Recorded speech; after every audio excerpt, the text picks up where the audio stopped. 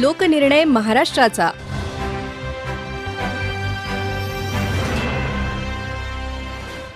श्रोते हो, लोकसभा निवडणुकीची रणधुमाळी राज्यात सुरू झाली आहे. राज्यातल्या लोकसभा मतदारसंघातील परिस्थिती कशी आहे, कुठून कोण निवडणूक रिंगणात उतरलंय, निवडणूक लढवण्याविषयी उमेदवारांची भूमिका काय, राजकीय विश्लेषकांचं मत काय, स्थानिकांच्या अपेक्षा काय याचं विश्लेषण करणारा कार्यक्रम लोकनिर्णय महाराष्ट्राचा आकाशवाणी आपल्यासाठी घेऊन आली आहे. या अंतर्गत आज आपण ऐकणार आहोत गडचिरोली चिमूर लोकसभा मतदारसंघाचा आढावा. गडचिरोली जिल्ह्यात गडचिरोली, अहेरी आणि आरमोरी या 3 विधानसभा क्षेत्रांचा समावेश होतो. 2009 पूर्वी आरमोरी विधानसभा मतदारसंघ चिमूर लोकसभा क्षेत्रात, तर गडचिरोली आणि अहेरी हे 2 विधानसभा मतदारसंघ चंद्रपूर लोकसभा क्षेत्रात समाविष्ट होते. मात्र 2009 साली झालेल्या पुनर्रचनेत गडचिरोली चिमूर हा स्वतंत्र लोकसभा मतदारसंघ अस्तित्वात आला. अनुसूचित जमातीसाठी राखीव असलेल्या या मतदारसंघात गडचिरोली जिल्ह्यातील गडचिरोली, अहेरी आणि आरमोरी, चंद्रपूर जिल्ह्यातील ब्रह्मपुरी आणि चिमूर, तर गोंदिया जिल्ह्यातील आमगाव या विधानसभा क्षेत्रांचा समावेश होतो. सुमारे 400 किलोमीटर दक्षिणोत्तर लांबीचा गडचिरोली चिमूर लोकसभा क्षेत्र राज्यात सर्वाधिक वनक्षेत्र असलेला मतदारसंघ आहे. मराठी भाषेबरोबरच बंगाली, गोंडी, माडिया आणि तेलुगू भाषा बोलणाऱ्या नागरिकांची संख्या इथे बरीच आहे. या विविधतेबरोबरच अप्रतिम शिल्पकलेचा नमुना असलेले मार्कंडेश्वराचं मंदिर तसंच वैरागड आणि टिप्पागड इथल्या किल्ले सांस्कृतिक वैभवाची साक्ष देतात. बारमाही वाहणाऱ्या नद्या, डोंगर आणि गर्द झाडी हेही या मतदारसंघाचं वैशिष्ट्य आहे. या मतदारसंघात असलेल्या वैशिष्ट्यांबाबत अधिक माहिती सांगत आहे आमचे प्रतिनिधी जयंत निमगडे. 2009 मध्ये निर्माण झालेल्या गडचिरोली चिमूर लोकसभा क्षेत्राची यंदाची ही 4थी निवडणूक आहे. पहिली 5 वर्ष काँग्रेसचे मारुतराव कोवासे हे खासदार होते,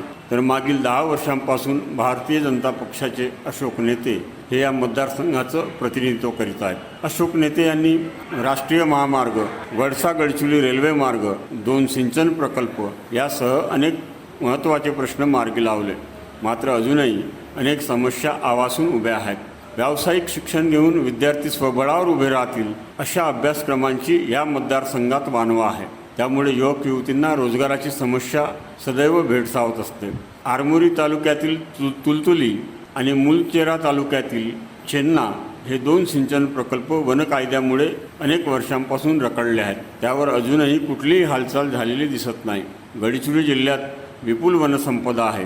त्यावर आधारित प्रक्रिया उद्योग निर्माण झाल्यास ग्रामीण भागातील नागरिकांना वनोपजाची विक्री करून आर्थिक पाठबळ मिळू शकते. त्या अनुषंगाने इंडस्ट्रीयल सेजच्या धर्तीवर फॉरेस्ट सेजची निर्मिती व्हावी असे आदिवासी समाजासाठी काम करणाऱ्या नागरिकांना वाटते, परंतु प्रत्यक्षात या संदर्भात कुठलाही विचार झाल्याचे दिसत नाही. फॉरेस्ट सेज निर्माण झाला तर हिरडा, बेहळा, आवळा, चारोळी यासह शतावरी, अश्वगंधा, बिबा आणि अन्य वनौषधींची मोठी बाजारपेठ या ठिकाणी उपलब्ध होऊ शकते. जिल्ह्यात मोहफुलाचे उत्पादन मोठ्या प्रमाणावर होते. या मोहफुलाच्या संकलनातून ग्रामीण नागरिकांना उन्हाळ्यात रोजगार मिळतो. मात्र येथे मोहफूल साठवणुकीसाठी कोल्ड स्टोरेज सेंटर नसल्याने नागरिकांना कवडीमोल दराने मोहफुले विकावे लागतात. यासोबतच दुधाळ जनावरांची संख्याही जिल्ह्यात विपुल प्रमाणावर असताना दूध शीतकरण केंद्रे नाहीत.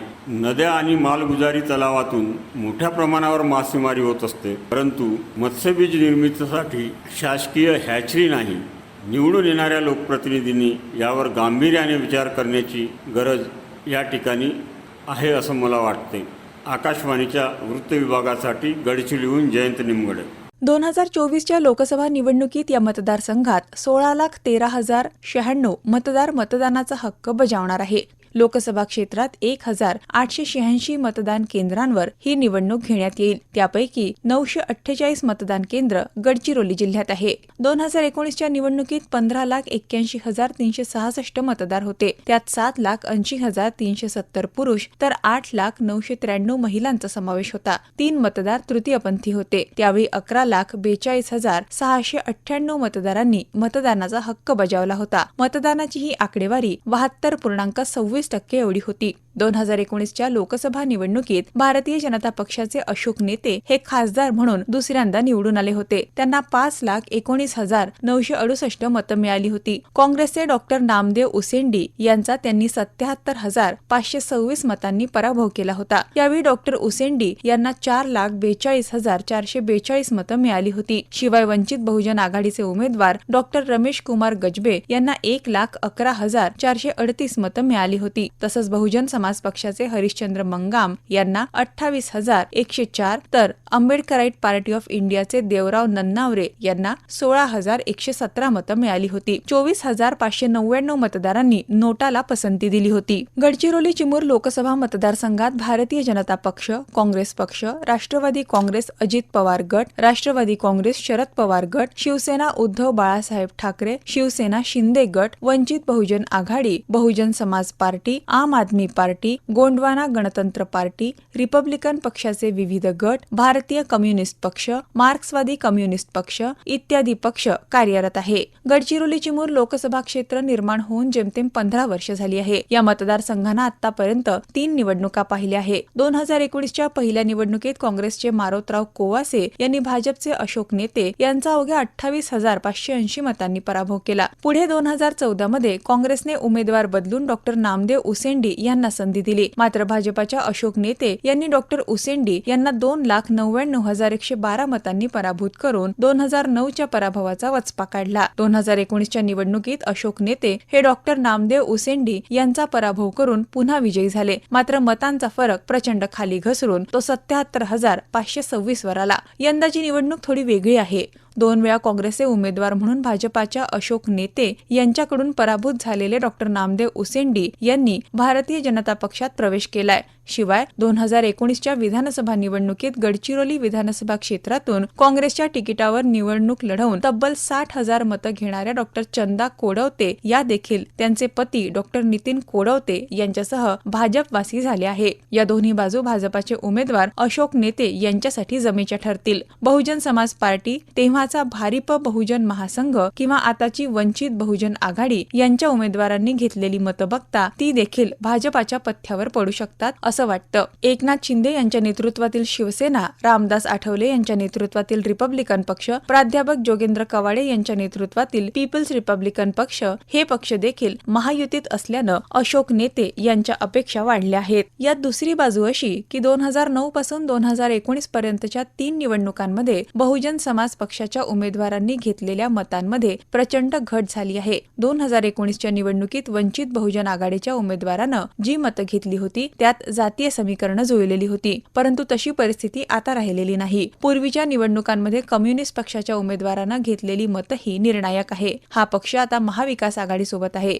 ही बाब देखील विचारात घेण्याजोगी आहे. 2019च्या लोकसभा निवडणुकीत एकत्रित असलेल्या शिवसेनेनं भाजपासोबत युती केली होती. परंतु आता शिवसेनेची शक्ल पडली आहे. याही परिस्थितीत उद्धव ठाकरे यांच्या नेतृत्वातील शिवसेनेची ताकद अधिक आहे आणि ही शिवसेना महाविकास आघाडीसोबत आहे. या बाबी महाविकास आघाडीचे उमेदवार डॉक्टर नामदेव किरसान यांच्या अपेक्षा उंचावणारे आहे. महायुतीचे उमेदवार अशोक नेते हे 1999 ते 2009 अशी 10 वर्ष गडचिरोली विधानसभेचे भाजपाचे आमदार होते. पुढे 2014 पासून 10 वर्ष ते खासदार आहे. महायुतीनं त्यांना पुन्हा उमेदवारी दिली आहे. आपल्या मतदारसंघात केलेल्या कामाच्या आधारे आपण या निवडणुकीला सामोरं जाण्याची प्रतिक्रिया त्यांनी आकाशवाणीशी बोलताना दिली. जनतेच्या सहकार्याने, आशीर्वादाने आणि कार्यकर्त्यांच्या सहकार्याने मी प्रचंड मताने 2 वेळा निवडून आलो आणि मला जी संधी दिली त्या संधीचं मी प्रामाणिकपणे सोनं करण्याचा प्रयत्न केला. माझ्या लोकसभा क्षेत्रात अनेक विकासाची कामं केले, ज्यामध्ये केंद्राकडून 14,500 कोटीचा पॅकेज असेल, ज्यामध्ये मोठमोठ्या रस्त्याचे काम आहेत, पुलाची काम आहेत, नॅशनल हायवेची काम आहेत, अनेक रस्त्याची कामं चालू आहेत. शिवाय माझ्या प्रयत्नामुळे 3 रेल्वे लाईन मंजूर झालेली आहे. शिवाय वैनगंगा नदीवर 5 बॅरेजेस मी मंजूर करून घेतले. या ठिकाणी पुलकम बंधारा आणि बॅरेजेस मंजूर केल्यामुळे या जिल्ह्यातील 100% शेतकऱ्याला पाणी मिळेल आणि शेतकरी सुजलाम सुफलाम होईल. आणि सुजलाम सुफलाम झाले शेतकरी, त्यांची क्रय शक्ती वाढेल, पर्चेसिंग पॉवर वाढेल आणि त्याचा फायदा व्यापाऱ्यांना सुद्धा होईल. आणि मला 2 टर्म खासदारकी दिल्यामुळे मी 2 टर्म मध्ये 10 वर्षात अनेक विकासाचे कामं मी मार्गी लावले. हे कामं आणि मोदी साहेबांची कामं हे मला निवडणुकीत तारेल आणि प्रचंड मताने सर्व जनतेच्या आणि कार्यकर्त्या सहकार्यांनी प्रचंड मताने निवडून घेतले. महाविकास आघाडीचे उमेदवार डॉक्टर नामदेव किरसान हे सुरुवातीला नागपूरच्या धनवटे नॅशनल कॉलेजमध्ये प्राध्यापक होते. त्यानंतर महाराष्ट्र लोकसेवा आयोगाची परीक्षा उत्तीर्ण करून ते उत्पादन शुल्क विभागाचे उपायुक्त झाले. 2008 मध्ये नोकरीचा राजीनामा देऊन ते राजकारणात सक्रिय झाले. यंदा ते पहिल्यांदाच काँग्रेस पक्षाकडून लोकसभेची निवडणूक लढवत आहे. या मतदारसंघातील प्रलंबित समस्यांना वाचा फोडण्यासाठी आपण या निवडणुकीत उभं असल्याचं किरसान यांनी सांगितलं. या लोकसभा क्षेत्रामध्ये जे सिंचन प्रकल्प विविध कारणास्तव अडकलेले आहेत ते पूर्ण करणं, ज्या ठिकाणी जंगलाची आडकाठीमुळे सिंचन प्रकल्प होऊ शकत नाही त्या ठिकाणी तोडगा काढून सिंचन प्रकल्प उपलब्ध करून दिले. कारण की सिंचनाच्या अपुऱ्या सोयीमुळे या ठिकाणी शेतकरी फक्त एकच पीक घेत आहे. एकच पीक घेत असल्यामुळे त्यांची आर्थिक परिस्थिती हलाखीची झालेली आहे आणि त्यांच्या मालाला योग्य दर मिळावा याच्यासाठी प्रयत्न करणार आणि एवढंच नव्हे तर शिक्षणाचा दर्जा वाढविणे, त्याचप्रमाणे आरोग्य सेवा सुरळीत करणे आणि आरोग्य सेवाचा दर्जा सुद्धा वाढवण्याचं आमचा मानस आहे. या लोकसभा क्षेत्रामध्ये रोजगाराच्या संधी स्थानिकांना उपलब्ध व्हाव्यात याच्यासाठी प्रयत्न करणार. छोटे उद्योगांची निर्मिती, MIDCचा विकास, जे जिथं राहतात त्याच ठिकाणी त्यांना रोजगार मिळेल अशा प्रकारची व्यवस्था करण्याचा आमचा मानस आहे. लोकसभा क्षेत्रामध्ये जे काही पर्यटन स्थळ आहेत आणि जे काही धार्मिक स्थळ आहेत त्यांचा विकास करून त्याच्यामध्ये पर्यटनाच्या सोयी वाढवण्याचं काम आम्ही करणार आहे. बहुजन समाज पक्षाचे उमेदवार प्राध्यापक योगेश गोन्नाडे हे नागपूरच्या सोमलवार कनिष्ठ महाविद्यालयातून प्राचार्य म्हणून निवृत्त झाले. पूर्वी शिवसेनेत होते. 2019 मध्ये त्यांनी गडचिरोली विधानसभेतून शिवसेनेच्या तिकिटावर निवडणूक लढली होती. यंदा ते बहुजन समाज पक्षातर्फे लोकसभेच्या निवडणूक रिंगणात आहे. त्यांनीही आपल्या निवडणूक लढण्यामागची भूमिका स्पष्ट केली आहे. या लोकसभेमध्ये उद्देश असा आहे मला लढण्यामागचं की संपूर्ण लोकसभा क्षेत्रात आदिवासींचे प्रश्न, OBCचे प्रश्न, बेरोजगारी आणि सामान्य जनतेसाठी पेसा जो आहे हा लोकसभा क्षेत्र राखीव असल्यामुळे आदिवासींची संख्या फार मोठ्या प्रमाणावर आहे आणि म्हणून या ठिकाणी पेसाचा प्रश्न आहे तो आजपर्यंत कोणत्याही खासदारांनी आमदारांनी याच्याकडे दुर्लक्ष केलेलं दिसतो आणि म्हणून हा प्रश्न सोडवणं फार महत्त्वाचं आहे. बेरोजगारांना रोजगार कसं प्राप्त करता येईल, सेंट्रल गव्हर्नमेंटमधनं मोठमोठे कुठले उद्योग या ठिकाणी कसे आणता येईल, जे शेतीशी संबंधित आहे, जंगलाशी संबंधित आहे, हे या ठिकाणी उभारणं फार महत्त्वाचं आहे आणि हा माझा प्रमुख उद्देश आहे. बेरोजगार लोकांना रोजगार प्राप्त करून देता आलं पाहिजे यासाठी मी प्रयत्न करणार आहे. जो शेतकरी किंमत लावतो ती किंमतही शेतकऱ्यांना मिळत नाही आणि म्हणून आत्महत्या होते.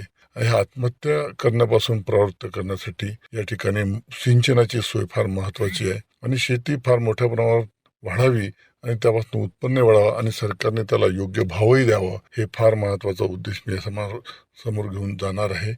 वंचित बहुजन आघाडीचे उमेदवार हितेश मडावी हे मूळचे चंद्रपूर जिल्ह्यातील नागभीड तालुक्यातील नांदेड इथले रहिवासी आहे. आदिवासी टायगर सेनेचे चंद्रपूर जिल्हाध्यक्ष म्हणून ते कार्यरत असून चंद्रपूरच्या भावनजीभाई कनिष्ठ महाविद्यालयात ते अध्यापक आहेत. यंदा ते वंचित बहुजन आघाडीकडून पहिल्यांदाच लोकसभा निवडणुकीत आपलं नशीब आजमावत आहे. दरम्यान या मतदारसंघात असणाऱ्या नवमतदारांनी देखील आपल्या अपेक्षा व्यक्त केल्या आहे. नमस्कार, मी अभिजित कावळ, गडचिरोली येथील रहिवासी आहे. मी एक सुशिक्षित युवक आहे. त्यामुळे सुशिक्षित बेरोजगारांच्या समस्या जाणून त्यावर उपाययोजना करणारा खासदार आम्हाला हवा आहे. गडचिरोली जिल्ह्यात चांगले व्यावसायिक शिक्षण देणाऱ्या संस्था नाहीत. त्यामुळे या जिल्ह्यातील युवक युवती स्पर्धेत मागे पडतात.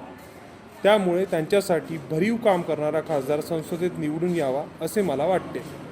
नवमतदारांनी तसंच इतर मतदारांनी येत्या 19 एप्रिलला लोकप्रतिनिधी निवडण्यासाठी मतदान करण्यास स्वतःही पुढाकार घेणं आवश्यक आहे आणि इतरांनाही या मतदानाच्या देशकार्यासाठी प्रोत्साहित करणं आवश्यक आहे. लोकनिर्णय महाराष्ट्राचा अंतर्गत आत्ताच आपण ऐकलत गडचिरोली चिमूर लोकसभा मतदारसंघाचा आढावा. याचे लेखक होते जयंत निमगडे आणि निवेदन केलं होतं हेमांगी कुलकर्णी यांनी. हा कार्यक्रम आकाशवाणी नागपूरच्या वृत्त विभागाद्वारे सादर करण्यात आला. आकाशवाणी मराठी बातम्या या पॉडकास्ट चॅनलसह आकाशवाणीच्या विविध प्रादेशिक वृत्त विभागांच्या सोशल मीडिया आणि यूट्यूबवरही हा कार्यक्रम ऐकता येईल. तेव्हा ऐकायला विसरू नका. लोकनिर्णय महाराष्ट्राचा दररोज संध्याकाळी 7:15 ते 7:30 वाजेदरम्यान. नमस्कार.